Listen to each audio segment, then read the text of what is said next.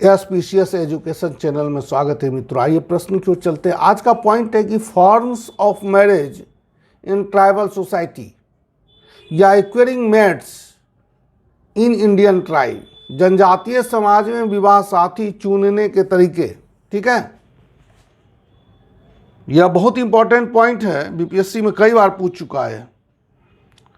चलिए चलते हैं आंसर की ओर। आंसर है कि जनजातीय समाज में सामाजिक सांस्कृतिक परिप्रेक्ष्य में प्रथा एवं परंपरा पर आधारित विवाह साथी चुनने के निम्नलिखित 8 प्रकार के नियमों अथवा तरीकों का प्रयोग किया जाता है।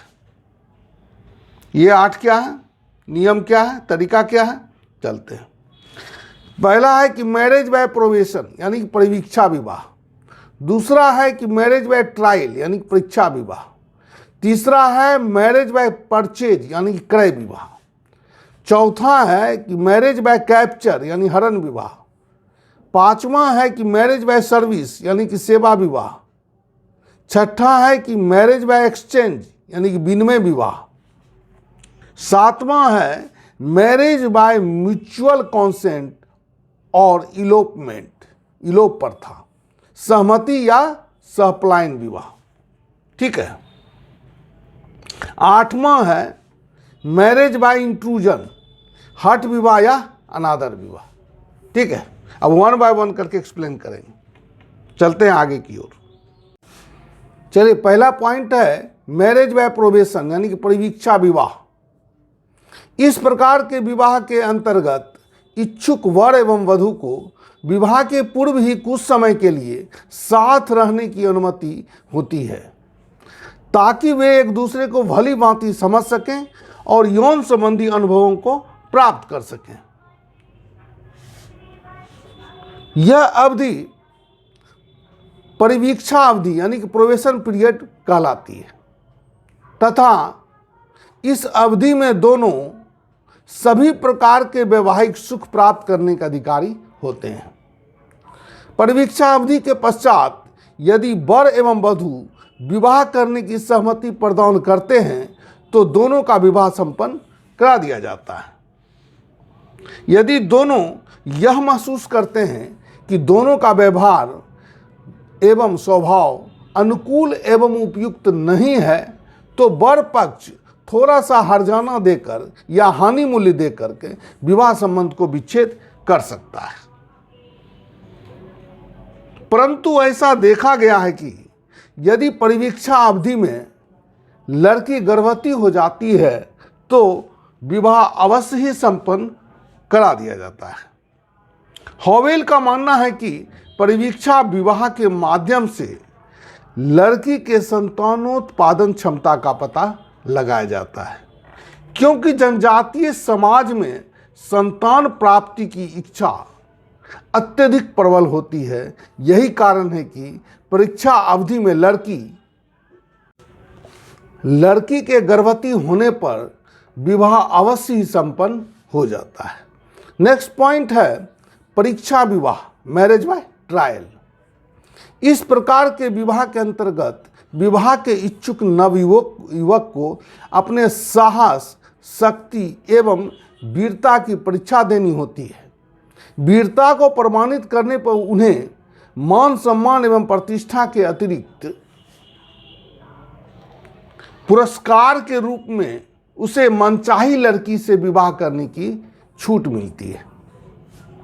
गुजरात के भील जनजाति में होली के अवसर पर गोल गाधेरो नामक लोक नृत्य का उत्सव मनाया जाता है, जिसमें नारियल एवं गुड़ की एक पोटली बनाकर उसे खंभे या खजूर के वृक्ष के चोटी पर बांध दिया जाता है और उसके चारों ओर घेरा बनाकर गांव की युवतियां, अविवाहित युवतियां नाचती है।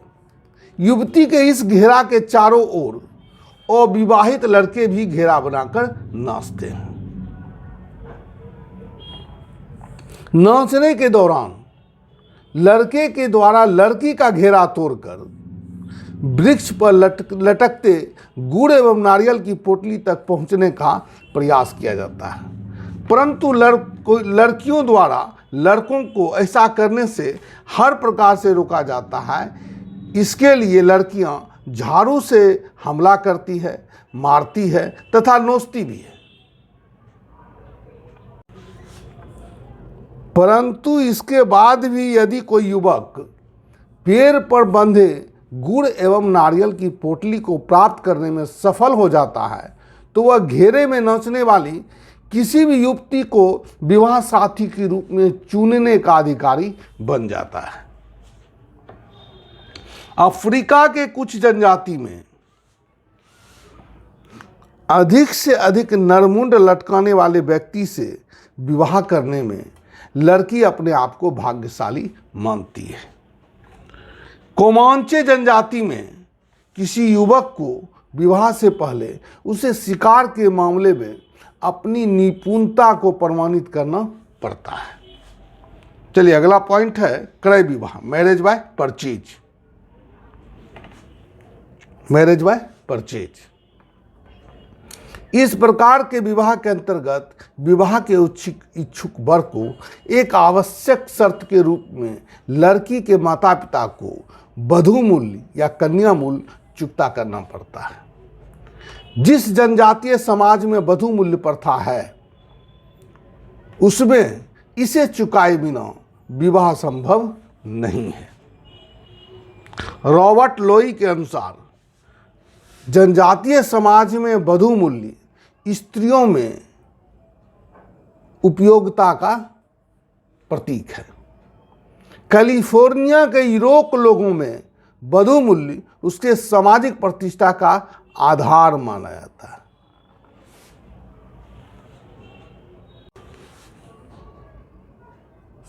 उसमें किसी व्यक्ति की सामाजिक प्रतिष्ठा इस बात पर आंकी जाती है कि उसके मां के विवाह में कितना वधू मूल्य चुकाया गया था। चलिए अगला पॉइंट है हरण विवाह, मैरिज बाय कैप्चर। इस प्रकार के विवाह के अंतर्गत विवाह के इच्छुक युवक कन्या के माता पिता के इच्छा के विरुद्ध कन्या को जबरदस्ती उठा ले जाकर उससे विवाह कर लेता है। विवाह का यह तरीका सभ्य होने के साथ साथ रोमांचकारी भी होता है।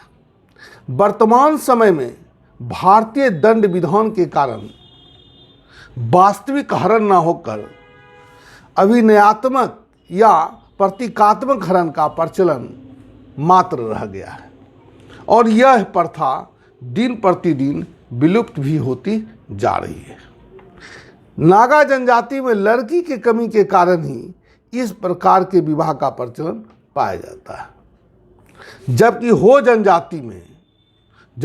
जनजाति में अत्यधिक कन्या मूल्य के कारण इस प्रकार के विवाह का प्रचलन पाया जाता है। अगला पॉइंट है सेवा विवाह, मैरिज बाय सर्विस। ठीक है,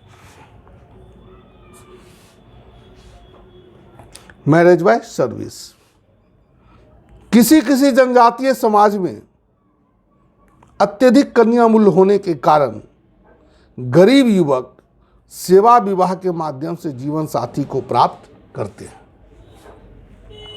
सेवा विवाह के अंतर्गत एक व्यक्ति अपने होने वाले ससुर के घर पर रहकर तब तक सेवा करता है, सेवा या श्रम करता है, जब तक कि उसके श्रम का मूल्य कन्या मूल्य के बराबर ना हो जाए। भारतीय संदर्भ में गोंड, खस जनजाति, बिरहोर जनजाति में सेवा विवाह का प्रचलन पाया जाता है। गोंड जनजाति में ऐसे युवक को लामानाई कहा जाता है। यदि लामानाई कठोर परिश्रम नहीं कर पाता है तो ससुर उसे भगाकर दूसरा लामानाई रख लेता है। अगला पॉइंट है मैरिज बाय एक्सचेंज यानी विनिमय विवाह।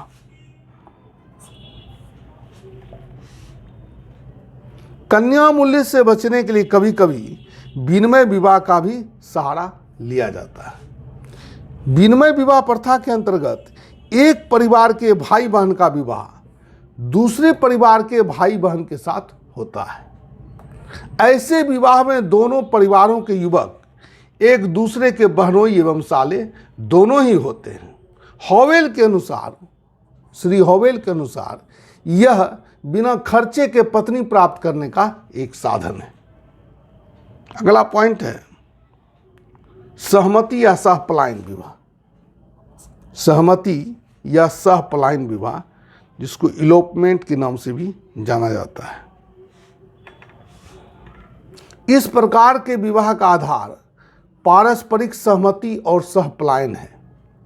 यदि किसी जनजातीय समाज में युवक युवती एक दूसरे से प्रेम करते हैं और उसके माता पिता द्वारा इसका विरोध किया जाता है, तो ऐसी स्थिति में दोनों एक साथ गांव से भागकर किसी बस्ती या जंगल में चले जाते हैं और तब तक वापस नहीं लौटते हैं जब तक कि उसके माता पिता उसके विवाह के लिए तैयार ना हो जाए।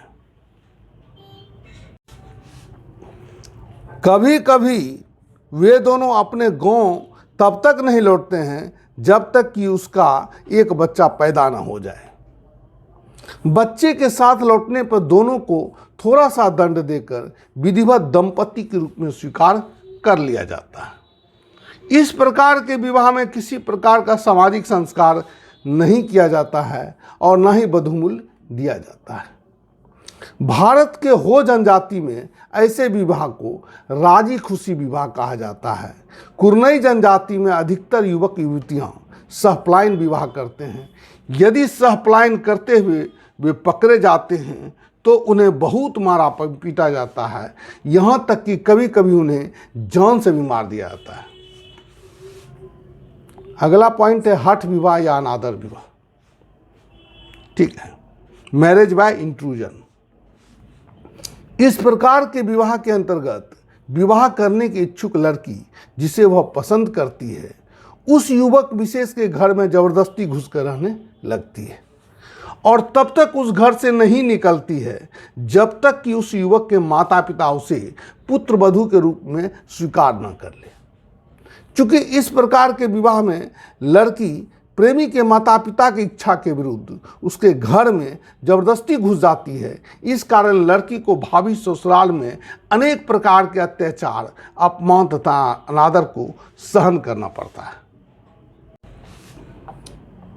संथाल जनजाति में इस प्रकार के विवाह को निर्वलोक विवाह के नाम से जाना जाता है। संथालों में ऐसे स्त्री को घर से भगाने के लिए आंखों में लाल मिर्च तक डाल दी जाती है। यदि स्त्री इस यातना को भी सहन कर लेती है तो युवक को उससे विवाह करना आवश्यक हो जाता है। हो जनजाति में ऐसे विवाह को अनादर विवाह कहा जाता है। वर्तमान समय में भारतीय जनजातीय समाज में संस्कृति संपर्क के प्रभाव के कारण इस परंपरागत विधियों का मूल रूप में पाना असंभव सा हो गया है। इसके साथ ही कला समाप्त होता। आशा करता हूँ आपने पूरा वीडियो देखा है, समझा है। वीडियो अच्छा लगे तो लाइक, शेयर और सब्सक्राइब जरूर करें और कमेंट बॉक्स में जाकर अपने राय, अपनी भावनाओं को अवश्य रूप से प्रकट करें ताकि मैं अधिक से अधिक बेहतर ढंग से अच्छा वीडियो बीपीएससी यूपीएससी के टॉपिक से संबंधित आपको देता रहूं और आपका प्यार मुझे मिलता रहे। धन्यवाद।